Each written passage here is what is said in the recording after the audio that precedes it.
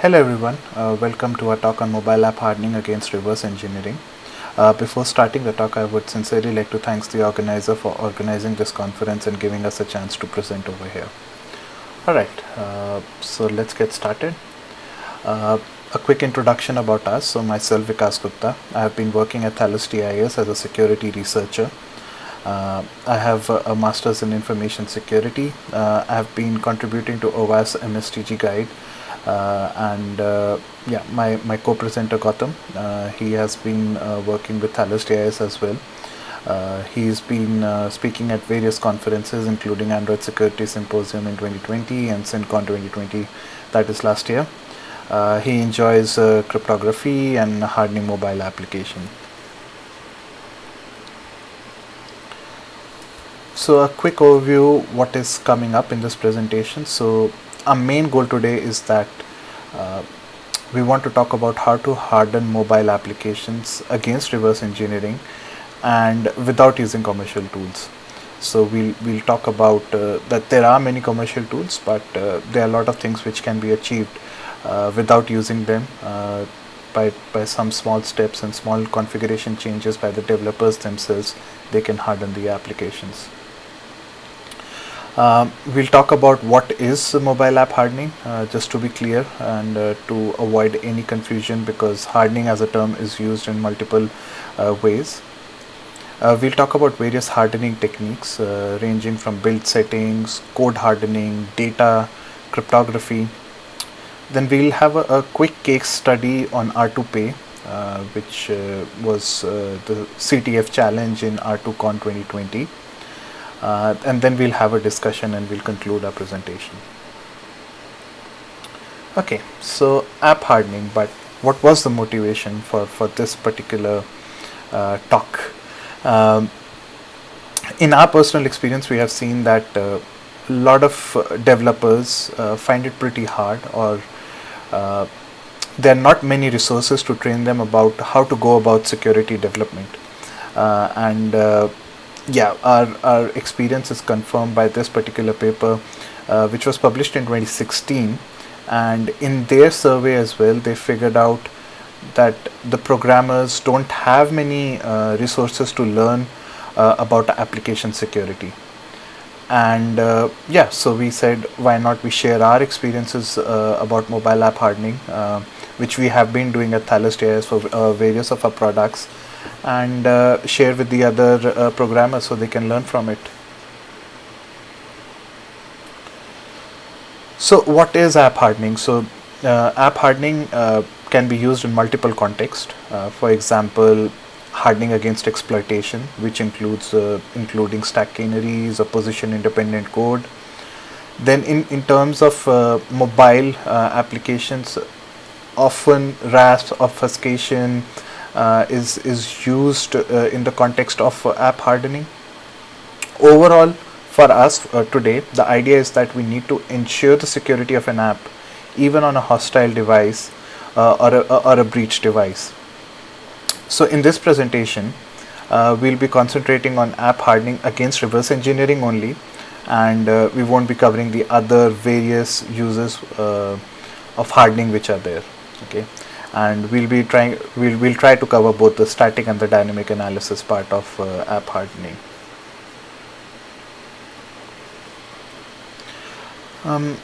So to understand that how we can really protect the mobile applications, there is this particular onion diagram. You can see that there are multiple components which can be implemented to secure a mobile application, or multiple steps or approaches which can be taken. So of course, secure design is the core of it, which can be having proper privilege separation, or having the right designs for the protocol, and things like that. Like, things should be secure by design. Then secure coding, which includes, for example, proper memory management if you're writing code in C, C++. If you're using Java, then serialization, deserialization. So things like that, which are inherent to the language to ensure that there are no vulnerabilities in the code. So that's what we understand with the concept of secure coding in this particular diagram. App hardening we will be covering in this presentation. which is about having extra features which can make reversing or breaking the application a bit difficult.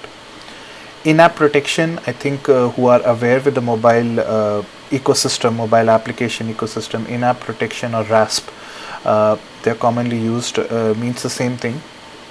It refers to having self-defenses, for example, detecting whether a device is jailbroken or rooted, if there's a hooking framework present in the process memory, or whether the application is being running in an emulator. So you can check for these parameters like jailbroken, emulator, or hooking detection or debugger detection, and then react accordingly. So that what comes under in-app protection.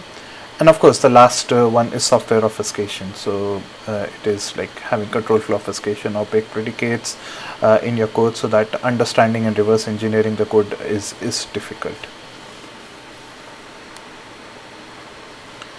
Now the question arises, who needs app hardening? So to determine this, threat modeling is very important. If there is a no threat model, then it's hard to objectively answer the question that do someone need the app hardening or not, against reverse engineering particularly. So for example, if your threat model doesn't have a risk, or it's not a sufficient high level risk that reverse engineering is a threat for your application, then you don't need to harden against reverse engineering of your application. And so in our experience, whenever there is a critical business assets or sensitive services involved in an application, then you do tend to need hardening against reverse engineering. I mean, reverse engineering do become a credible threat in those situations. So for example, some very some IP is there which is being included in your application, so you surely wanted to protect it. Similarly, if some, for example, government services are there now, digital identity is being provided via mobile applications like digital driving licenses. So in those cases you need to have some kind of reverse engineering protection to ensure the integrity of the content as well, and the whole application, of course. Now, as I mentioned in the starting of the presentation, there are multitude of commercial tools which are providing app hardening. Now, in industry, again, app hardening is a very broader term. It includes in-app protection, code obfuscation, symbol obfuscation. There are multiple commercial tools which we are not really concerned in this presentation. But the techniques that we will be presenting today may not be covered by the commercial tools. I mean, for sure we know that some of them are not part of the commercial tools, and even if it's there, I mean, whatever we are doing will only complement the whole development process. Generally there is no it doesn't break the things if you apply own app hardening and then you apply another commercial tool on top of it. So it's not the changes are not breaking things when you're using other set of techniques as well. So the goal for us is to protect or to slow down the reverse engineering attacks, and whatever ideas we will be presenting today are language agnostic unless we mention it. And we will be using the examples from certain set of languages like Java or Objective-C, but you will see that the overall theme would be applicable even if you're developing in some other language which apart from Java, Objective-C, Swift for example, or Kotlin, or even C# using Xamarin. So the ideas are still applicable.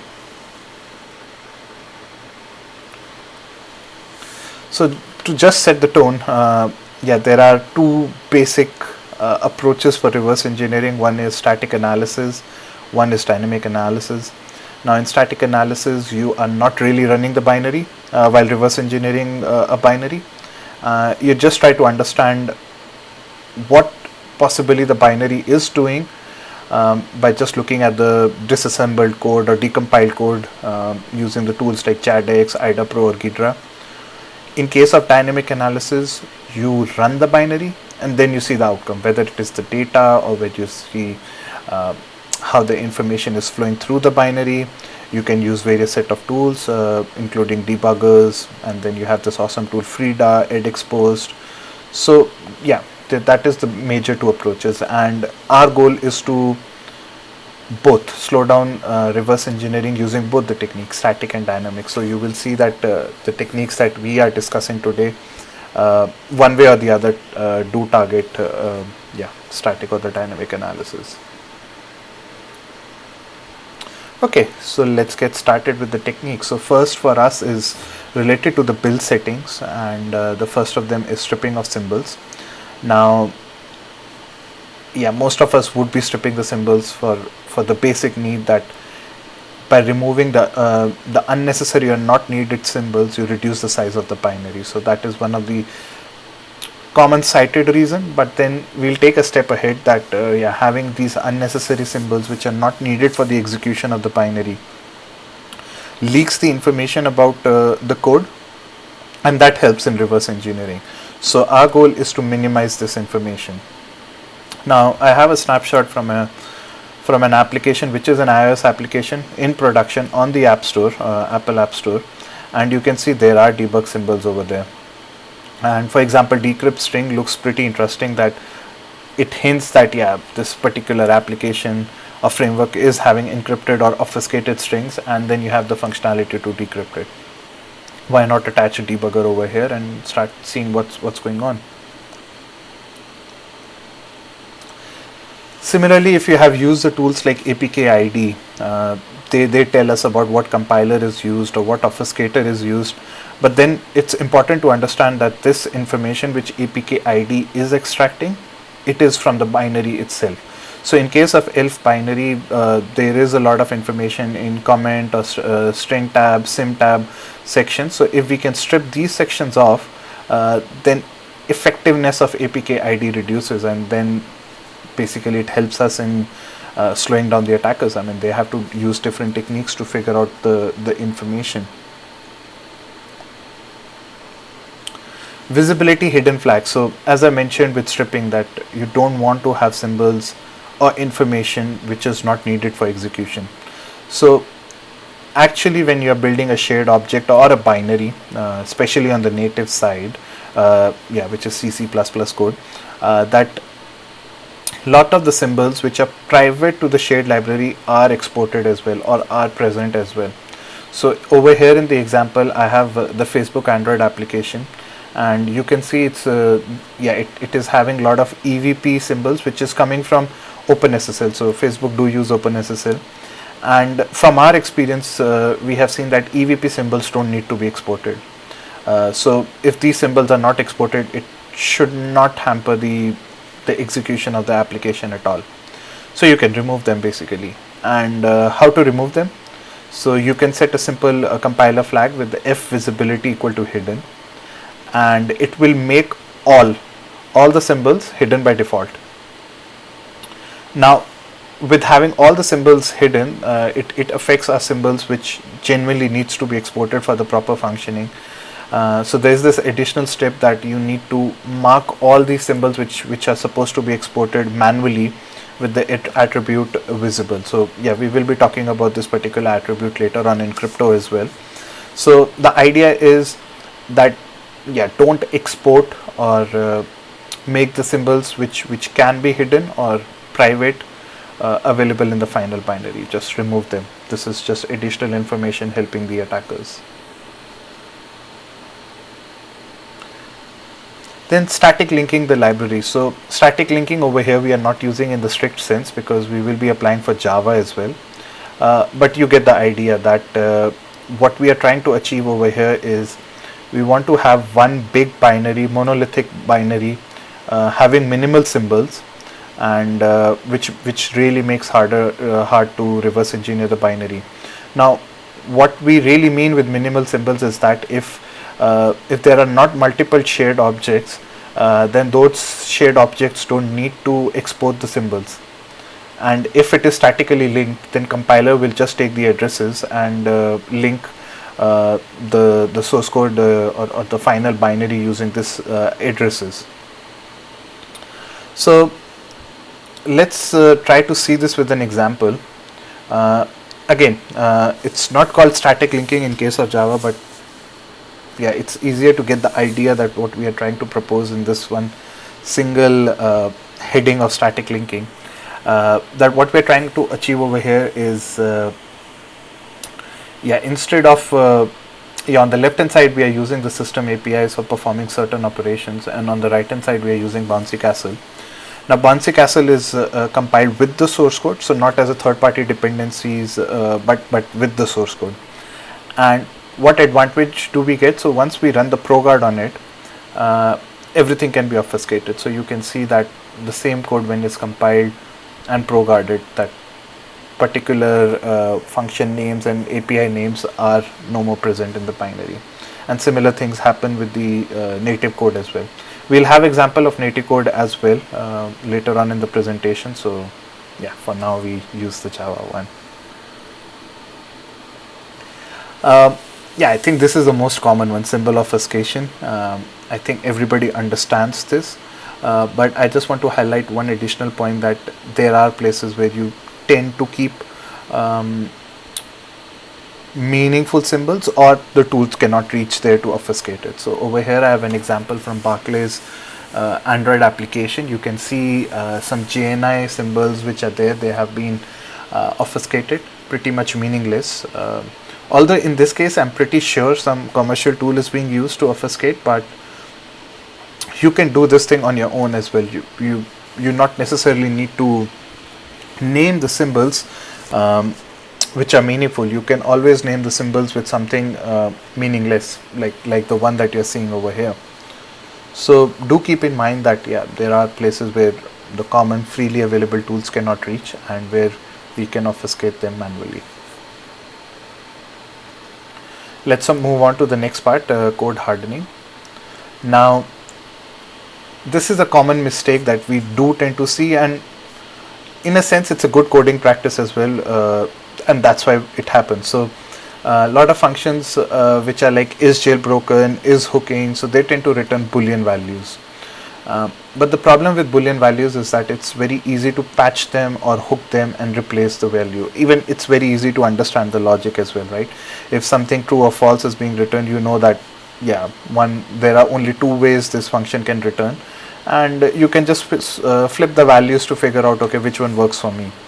So in this case I have an example from PayPal iOS application, where the logic for SSL pinning is using a boolean return value, and it's pretty easy to just flip the thing. So one way is that I can just remove the whole function BL and just have a value where x0 is 0 or 1 depending on whatever the logic is, or I can use Frida and just couple of lines of code and say that, okay, flip the value, always return this thing, and yeah, for me that particular protection has been bypassed. So that's a problem with having simple boolean values. Now look at this example. So it will help us in solving two particular cases that I want to talk about. So firstly, let's look in terms of whether it's a boolean value or what kind of value it is. So surely the return value which is there in x0 register doesn't look simple. I mean, for sure it's not boolean. And you can see that I have three screenshots. These are three instances of running the same function, and the return values are different. And basically whenever you run this particular function, the return value will look different. Now it solves two purposes. Firstly, I don't get it whether it's a true or false or some other value being returned, and then secondly, okay, my common instinct is that, okay, it's not a simple value, let's just replay it and try to figure out what's the one that works for me, like in the clean environment or with the jailbroken environment, things like that. And you can see that even the replay won't work, because every time the value being returned is different. So this is a nice way to protect your functions, like especially the critical ones which you feel that should be protected, and will surely slow down the attackers if they cannot figure out what's going on. So this is a pretty neat way. System APIs, so I did touch a bit in the previous screenshots or the example I was showing. So the idea over here is that from a reverse engineer's perspective, the attacker's perspective, you look for things which you can understand. For example, string compare, mem copy, or if you're looking at the Java code, you look for crypto, key store, things like that, like where it is likely to give you a good results if you start hooking or reversing that particular part of code or piece of code. So we propose that instead of using the libc code or whatever, I mean, if it's a lib system in case of Objective-C, use this instead use the custom code. So what I mean by custom code is that, for example, string compare, use the code from the libc open source libraries which are there, like Muzzle, and copy it in your code and just call that particular function. So the string compare function or the symbol won't be there. And similarly, you can have the syscalls. For example, if you want to read or write particular files, so instead of calling read or write via libc, why not have it via syscalls? So those symbols won't show up in the library or the final binary. So I have some examples for you. So on the left hand side is the case where I copied the memset and the string compare functions into my own source code, like my application source code, instead of using the libc. And on the right hand side is the case where I'm trying to use the syscalls. And for sure, I mean, later on we'll discuss with R2Pay as well that these things do slow down the analysis. You need to figure out where those functions are or what exactly the logic is, and especially if you're inlining these functions, then it becomes harder and harder because the size of the function increases and it's pretty difficult to figure out what's going on in these functions, or requires more effort. Again, as I mentioned, you can use reflection in case of Java, so it doesn't show up in the import part of the Java classes, because often that is a place where you're looking for to understand what this particular class could be doing. So for example, if you have a lot of crypto and key store related imports, then you are sure that something or some meat is there, like something important is being done over there. There's a catch. If you're using reflection, then you need some kind of string obfuscation, because in the reflection itself, the name of the class or the function name would show up as a string. So you need to do string obfuscation over there. Okay, now data structures, especially the string ones. So we have seen that, or I think most of us are aware that if you're using immutable data structures, then handling their lifetime becomes slightly tricky. Now, for example, if there's a string containing a password or some other critical information, once the password is used, you cannot easily destroy it, because if you want to overwrite that particular password string, then a new string would be created. The data structure is immutable. And that's where the problem comes in. You need to depend on the garbage collector or reference counting in case of Objective-C for this particular function variable to be destroyed. So what we propose is, why not use byte arrays? Now with byte arrays, the advantage is that you can change the values whenever you want. So for example, in the start there was a session key in there, and once you figured out that we have used the session key, you can zero it or replace with some random values, and then you are sure that this particular variable is not hanging around in the memory for a long time. So that's one way to ensure, like, no critical value is in the memory for whatever duration, or the minimum duration is needed, no longer than that.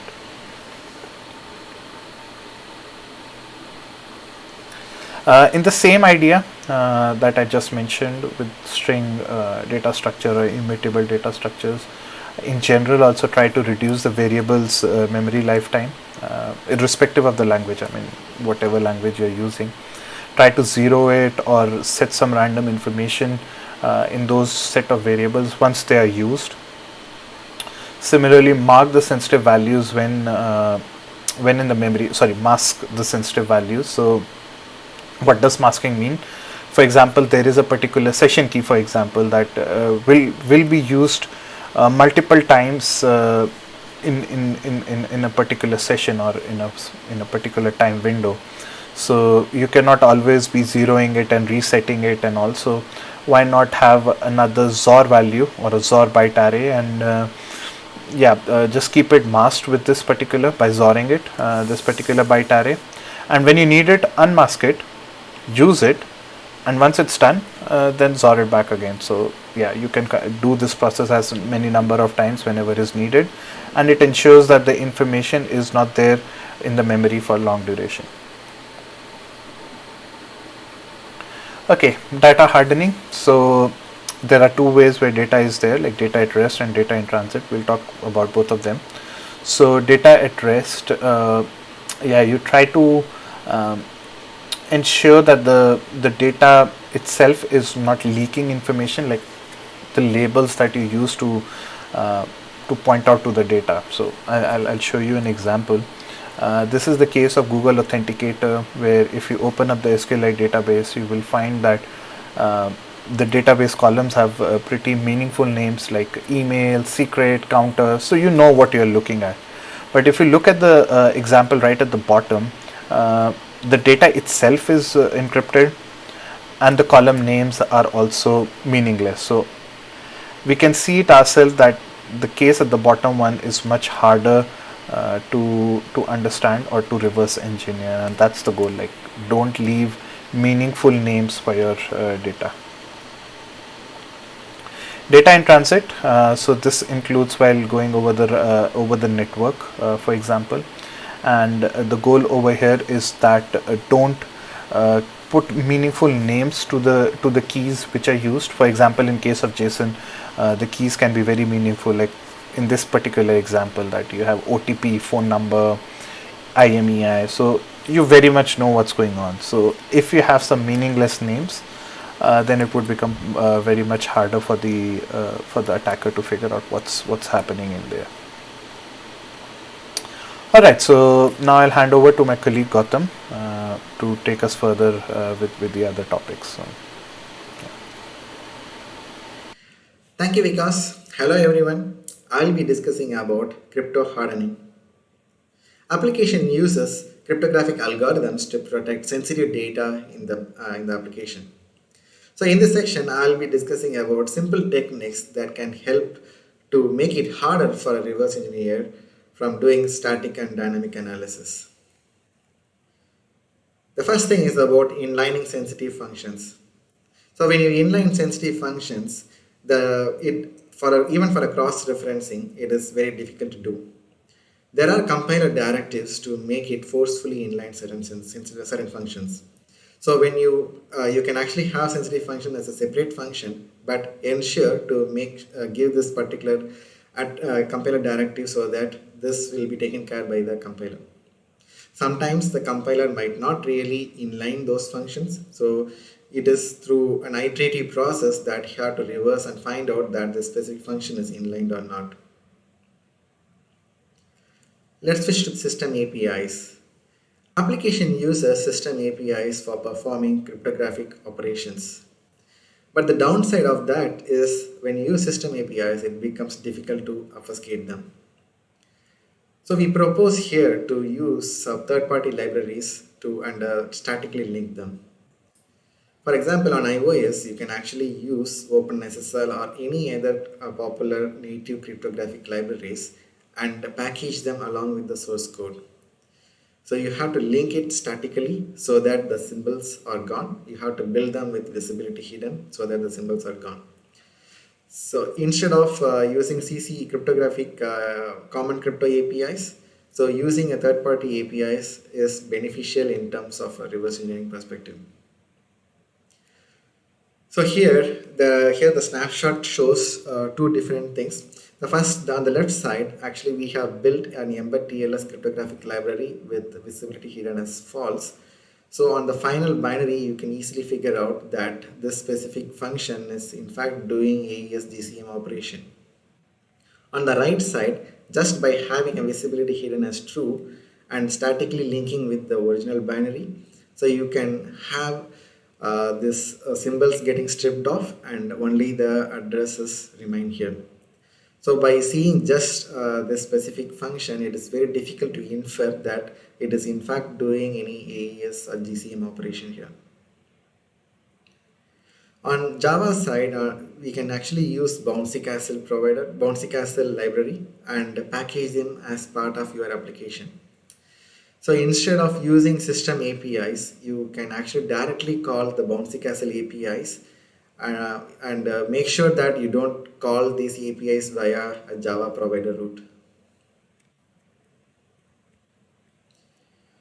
So here is an example which we have used. So on the system, we are trying to do a HMAC operation. So this particular function is performing a HMAC operation using system APIs.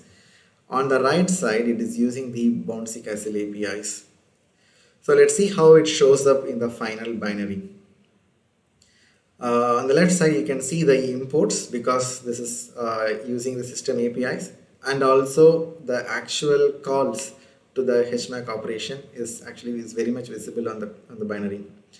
But rather on the right side, if you have used Bouncy Castle and with ProGuard, all the functions can be nicely obfuscated, and it doesn't give any trace that it is using any cryptographic operation here. The other important aspect when you use cryptographic algorithms is crypto constants, because crypto constants is one of the ways reverse engineer can trace back the original calls to the cryptographic APIs which is used in the application. In this example, we have taken SHA-256. So SHA-256 uses one of the crypto constants called K constants, and this K constants is used by SHA-256 block data order API. This block data order is actually referenced by multiple other SHA-256 functions, which in turn leads to the APIs which is actually used by the application. So the moment you are able to trace the crypto constants, you can trace it back till the API which is used by the application, and from there you can actually even get the data being passed to these cryptographic algorithms. So we have used a Facebook application where it uses SHA-1 and SHA-256 in one of its native libraries. So we did this exercise of dumping the crypto constants, and from there finding the SHA-256 block data order API, and from there you can actually trace the other the APIs leading to the cryptographic APIs called by the Facebook application. So likewise, we are able to trace the SHA-1 update from the once you get the key constants there. So for as a mitigation aspect, so the important thing to note is you can actually obfuscate these crypto constants with some arbitrary constants. But it is not enough, because when you do this, compiler might do some optimization and bring it back to the original constants. So you may need to have additional effort, like making it volatile data so that it is not easily optimized by the compiler. So this is at a compile time, use a different constants, and at runtime you should get back the original crypto constants that can be used by the crypto algorithms. So when it goes to critical code, so especially crypto being a critical thing, if it is in the native, it makes it harder for any reverse engineer. Our proposal is actually to make use of all third-party cryptographic libraries like OpenSSL, embeddTLS, and for that matter, you can actually use any native cryptographic provider. But the most important thing is you have to build them with visibility hidden and link them statically. So even if you have done all these things properly, it still is vulnerable for certain reverse engineering attacks. For example, so we can actually do some sort of heuristic mechanisms to compare the algorithms, so to identify what exactly this particular function is doing, even though the symbols are stripped off. So besides that, there are crypto constants can also indicate some matching functions. So in this case, we actually propose open source tool called Obfuscator LLVM to obfuscate the control flow and protect the strings to protect against some from diffing or pattern matching tools. To showcase this, actually we built two libraries, one with visibility hidden set as false, so that it shows all the functions of the embeddTLS. So it just exports all the functions here. On the other library, when all the symbols are stripped off nicely, and I now compare these two libraries in a bindiff tool. So now I can see an equivalent API for this particular address, what exactly is the API. So with bindiff, it is quite easy to figure out what exactly the function is being used, even though the symbols are stripped off. Uh, by just seeing the similarity and confidence, it just indicates this is more or less the same function which is being used in this binary. So from then onwards, you can actually start hooking them to do some sort of dynamic analysis and start fetching the keys which is being used for the AES operation here. So the mitigation for this is to actually use an obfuscator. So using an obfuscator like OLLVM can actually make it bit harder to actually match it just exactly like this using bindiff tools alone. So now let's talk about RASP. So when we talk about mobile app hardening, usually the discussion starts and stops at RASP. RASP is actually a good starting point, but it is not always sufficient. Because the RASP usually apps integrate RASP libraries as mutually exclusive ones from that of the actual app logic. When it is integrated like that, it is quite trivial to bypass RASP detections and get into the core logics of the application. So it is just a few little effort it will take a reverse engineer to actually get remove all the RASP detections and start focusing on attacking the actual core logic of the application. So our general proposal when we use RASP techniques is like it is just integrating RASP libraries is not enough. So you may need to still follow some sort of additional hardening that we have discussed before to ensure the RASP techniques are not easily identifiable and easily reversible. So generally this will generally enhance the overall RASP protection also. So as a case study, we are going to discuss about R2Pay. R2Pay is an application uh, which we developed for a CTF in R2Con 2020.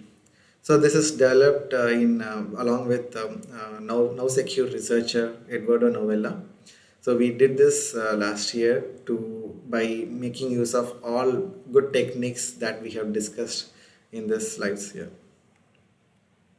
So in this R2Pay, so what is actually done is there is a code obfuscation using ProGuard for Java, and for C we are using OLLVM obfuscator. For code hardening part, we are inlining most of the sensitive code. For libc APIs, we are replacing it with custom code and some file operations with syscalls, and also they are inlined as part of the original logic. We also introduced a lot of RASP techniques, and these RASP techniques are also inlined as part of the core logic.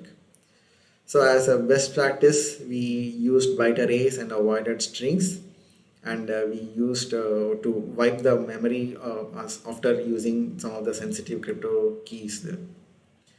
For a crypto obfuscation, so we ensure that the symbols are removed, so it doesn't give any trace of which cryptographic library we are using. The crypto constants are also obfuscated, and it is derived at runtime from arbitrary constants. So by using sign search tools, so you cannot easily figure out the crypto constants from the binary. So as an advanced level, we actually used white box cryptographic to actually hide the cryptographic keys, which is it depends on the threat model of your application whether you really wanted to do white box cryptography or not. So for a demo, so I'll be showing the R2P application from a reverse engineering perspective. So here you can see we use ProGuard, so you can find all the classes and methods nicely obfuscated everywhere. And from we didn't really do any string encryption here because there is no sensitive data actually on the Java side. So the most sensitive things are actually happening on the native part. So the native call is going via this particular exported API. It doesn't reveal what exactly it is doing. So let's switch to the native part. So I'm using IDA Pro for showcasing the native library, which is used in the Autopay. So from the exported things, so this what we wanted to see is we are not really exporting any APIs, especially the ones which I showed on the Java side. It is in fact loaded dynamically on the onload part. So that particular API is not visible, so it cannot be directly hooked to see what is the data coming inside the native library or not. The remaining sets of exported things is coming from the OLLVM obfuscator. By just hooking them also, you may not be able to figure out what exactly is happening. So now the next thing is to see the strings. So we relied on open obfuscator LLVM to actually obfuscate most of the sensitive strings. So whatever is readable, which you see here, is from the libc, but the remaining thing is mostly nicely obfuscated by the tool. So another best practice is to actually we did a best effort to actually use open source custom algorithm, custom logic for replacing the libc calls. So for file operations, we used syscalls, and for some of the memory operations, we had a custom code and inlined them nicely. So you don't find those things on the imports of this particular library. So since we used syscalls, so I just want to show you that we used around 10 to 15 calls to the syscalls, but because of the obfuscator, it has just exploded exponentially here, where you can see around 200 plus syscalls being showing up.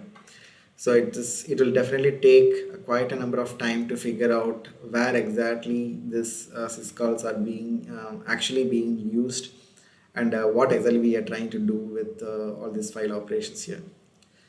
And from a control obfuscation point of view, so the OLLVM as well as inlining of the code makes it even more harder for somebody to find out a single function properly, because a single function is the control for graphs is quite huge enough to actually start reversing that, because there are too many if inlining is happening, and obfuscator makes it even more worse in terms of reversing this specific function here. From crypto constants perspective, so I'm using a sign search on this specific library, and you can't find any signatures, any crypto constants that is present on this native library here. So this overall, actually, this is like whatever the techniques which we have discussed is actually incorporated as in this particular application to showcase how difficult it will be on the final binary. So to conclude, so we discussed what is app hardening and its importance. So we also discussed different hardening techniques for in terms of build settings, code hardening, data at rest and data at transit, and crypto hardening. So we showed as a case study on Autopay how these techniques translate into the final binary. So what you have to note is one technique in itself is not sufficient. So use all of them for maximizing the benefit. Also, it is not a one-time thing, so it is an iterative process that you have to keep improving the code. But finally, it all depends on the threat model of your application, and include them as and when it is important that you have to obfuscate certain portions of the code. Thank you for this opportunity, and thank you organizers for conducting this awesome conference, and thank you for providing us opportunity again to present here. Thank you. Bye-bye.